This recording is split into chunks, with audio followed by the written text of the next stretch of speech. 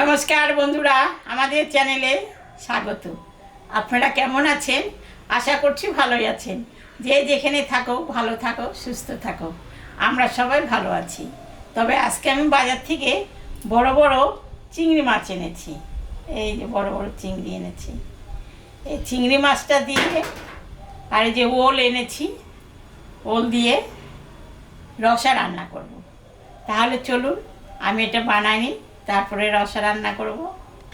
আমি কড়াইটা বসায় দিয়েছি, কড়াই গরমও হয়ে গেছে। এখন আমি সর্ষের তেল দেবো, মাছটা ভাজবো। গরম হয়ে গেছে, আমি এখন মাছটা ভাজবো।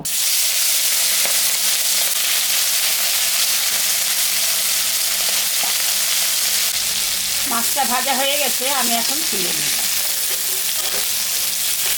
মাছ ভাজা তেলের উপরে আর একটু তেল আমি দিলাম, দুটো এলাচ সম্বরা দিলাম,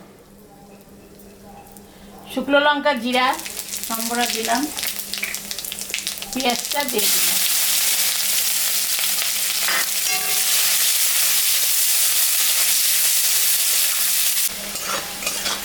পেঁয়াজটা ভাজা হয়ে গেছে, এখন আমি ওল আর একটু আলু দিয়েছি, দুটা, এটা দিয়ে দিলাম।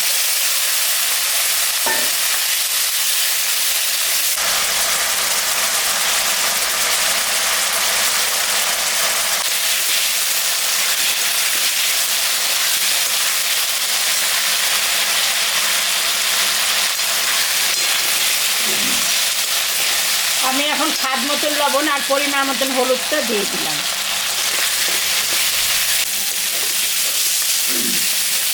এখন আমি মশলাটা দিয়ে দেবো, আদা জিরা লঙ্কা,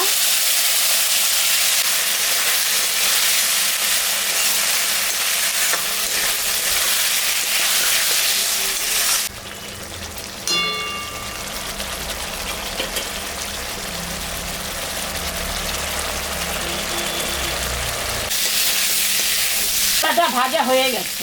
এখন আমি একটু জল দেবো।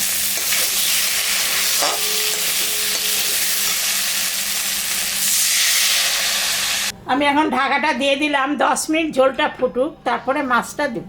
10 মিনিট হয়ে গেছে, ঢাকাটা আমি তুলে নিলাম।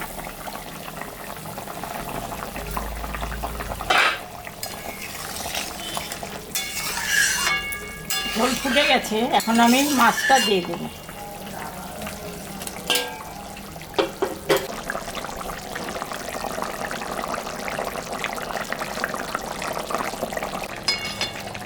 হয়ে গেছে, নামিয়ে দেব।